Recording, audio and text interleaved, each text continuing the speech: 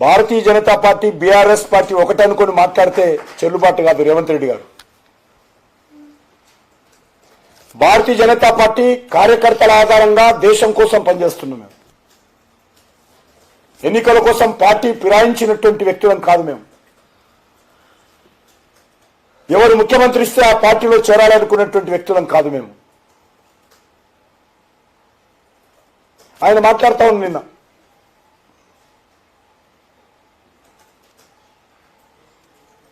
ముఖ్యమంత్రి గారు కేసీఆర్ మీద చర్యలు తీసుకోలేదు కాబట్టి బీఆర్ఎస్ బీజేపీ కోటేయద్దు. కేసీఆర్ మీద అరెస్ట్ చేయలేదు. ఎవరు చెప్పారు? నువ్వు కూడా చెప్పావు కదా, అధికారంలోకి వచ్చింది మీరు కదా. కేసీఆర్కు చిప్పక్కుడు పెడతాన్నది నువ్వే కదా. కేటీఆర్ను జైల్లో పెడతాన్నది నువ్వు. అనేక మంది బీఆర్ఎస్ ఎమ్మెల్యేల మీద, మంత్రుల మీద ఊరూరు తిరిగి ప్రచారం చేశావు. మా పార్టీ అధికారంలోకి వస్తే వీళ్ళందరూ జైల్లో ఉంటారు, ఊచలు లెక్కిస్తారు. ఇదే భాష మాట్లాడండి, ఊరూరకు మాట్లాడండి. మరి ఎంతమంది ఊచలు లెక్కిస్తున్నారో రేవంత్ రెడ్డి చెప్పాలి.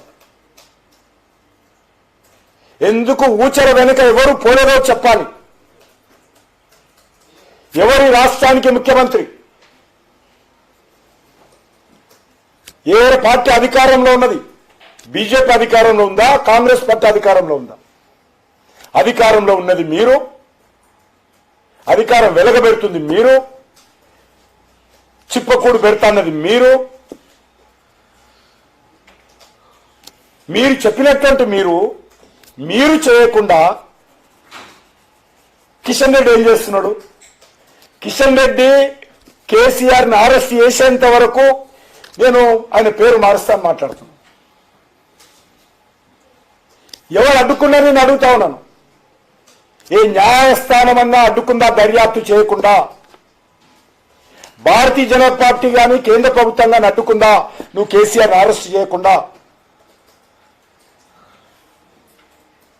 ఏ ప్రాతిపాదికన ఈరోజు కిషన్ రెడ్డికి సవాల్ విసురుతున్నావో చెప్పాలి.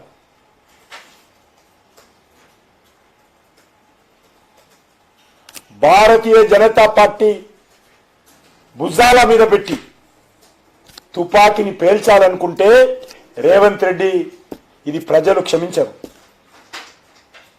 ఇచ్చినటువంటి హామీ ప్రకారం బీఆర్ఎస్ మీద చర్యలు తీసుకోవాల్సినటువంటి బాధ్యత తెలంగాణ ప్రజలు మీ భుజస్కంధాల మీద పెట్టారు. నిన్ను ముఖ్యమంత్రి చేశారు, మీ పార్టీని ముఖ్యమంత్రి చేశారు, మీ జెండా కోట్లేశారు.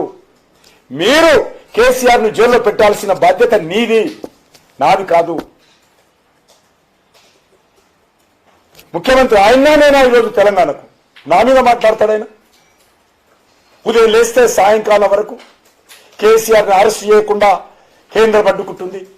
నేను ఒకటే మనం చేస్తాను, ఏ 1% కూడా కేంద్ర ప్రభుత్వం మీరు చేసేటువంటి దర్యాప్తులో ఎక్కడ కూడా అడ్డం రాకుండా చూసే బాధ్యత నాది. ముఖ్యమంత్రిగా మీరు కేసీఆర్ని అరెస్ట్ చేస్తుంటే కేంద్ర ప్రభుత్వము ఎక్కడ కూడా మీకు ఇబ్బంది పెట్టకుండా చూసేటువంటి బాధ్యత నాది. అసలు పూర్తి అధికారం నీకున్నది, కేంద్ర ప్రభుత్వానికి లేదు. స్టేట్ గవర్నమెంట్ సంబంధించినటువంటి ప్రాజెక్ట్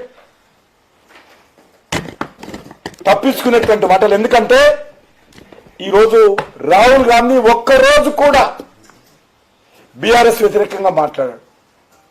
సోనియా గాంధీ ఒక్కరోజు కూడా బీఆర్ఎస్ వ్యతిరేకంగా మాట్లాడాడు. ప్రియాంక గాంధీ ఒక్కరోజు కూడా బీఆర్ఎస్ వ్యతిరేకంగా మాట్లాడారు. కేసీఆర్ కుటుంబానికి వ్యతిరేకంగా మాట్లాడారు. సోనియా కుటుంబానికి, కేసీఆర్ కుటుంబానికి ఒప్పందాలు కుదిరావు కాబట్టి ఈరోజు రేవంత్ రెడ్డి తన బాధ్యతను నా మీద తోసేటువంటి ప్రయత్నం, మా పార్టీ మీద తోసేటువంటి ప్రయత్నము, కేంద్ర ప్రభుత్వం మీద తోసేటువంటి ప్రయత్నం రేవంత్ రెడ్డి చేస్తా ఉన్నాడు. ఇది నిరూపించండి. రాహుల్ గాంధీకి లేకపోతే సోనియా గాంధీ కుటుంబానికి, కేసీఆర్ కుటుంబానికి ఒప్పందం కాలేదంటే అరెస్ట్ చేసి చూపించు, చర్యలు తీసుకొని చూపించు. నా మీద మాట్లాడు.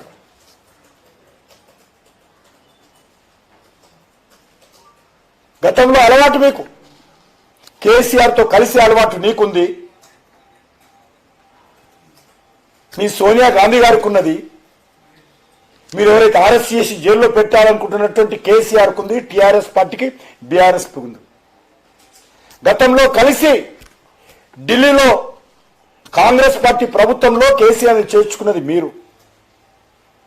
హైదరాబాద్లో కాంగ్రెస్ పార్టీ ప్రభుత్వంలో మంత్రిగా ఎగబెట్టింది మీ పార్టీ నాయకులు. మేము ఎప్పుడు కూడా బీఆర్ఎస్ తోటి కలవలేదు, ఏ ఎలక్షన్స్లో ఒప్పందాలు పెట్టుకోలేదు. మీరు అసెంబ్లీ ఎలక్షన్స్లో కలిసి పోటీ చేశారు,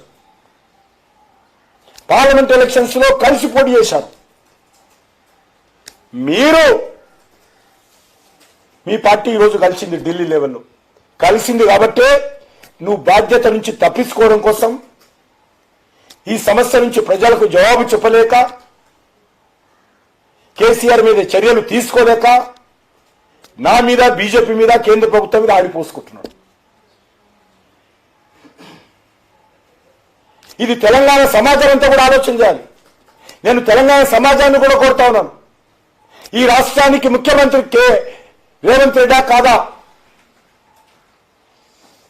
కేసీఆర్ మీద చర్యలు తీసుకోవాల్సినటువంటి బాధ్యత రేవంత్ రెడ్డిదా, కిషన్ రెడ్డిదా? తెలంగాణ సమాజం అంతా కూడా ఆలోచన చేయాలి. ఏదో నాకు నోరుంది కాబట్టి, నేను అడ్డంగా విమర్శిస్తా కాబట్టి నా మీద మాట్లాడితే తప్పకుండా ప్రజలు అర్థం చేసుకుంటారు వాస్తవం ఏంటంటే. మీరు అబద్ధాలు మాట్లాడినంత మాత్రాన ప్రజలు అర్థం చేసుకోలేరు. రేవంత్ రెడ్డి మాటనే వేదవాక్యంగా తెలంగాణ ప్రజలు అనుసరిస్తారనుకుంటే అంతకంటే తప్పు ఒకట్లేదు. ఒకటే అడుగుతా ఉన్నాను, మీరు ముఖ్యమంత్రి అయిన తర్వాత ఇది 4వ ఎలక్షన్. 2 ఎలక్షన్స్లో మేము గెలిచాం, MLC majority elections, MP elections.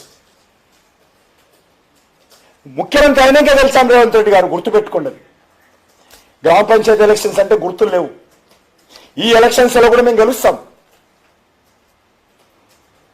ఒక్కటి కూడా రాదని ఆయన రేవంత్ రెడ్డి, ఒక్కదాంతా కూడా రానన్నాడు. మొన్నటిదాకా రాదని నిన్న మొత్తం ప్రెస్ కాన్ఫరెన్స్ అంతా బీజేపీ కేంద్రీకృతంగా ఎందుకు మాట్లాడావు?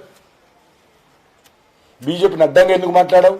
మోడీ గారి పేరు, కేంద్ర ప్రభుత్వం పేరు, బీజేపీ పేరు, నా పేరు, ప్రెస్ కాన్ఫరెన్స్ అంతా నా మీద ఎందుకు కేంద్రీకరించి మాట్లాడావు? ఒక సీట్ రాదన్నావు కదా, ఒక్క చైర్మన్ కూడా రాదన్నావు కదా.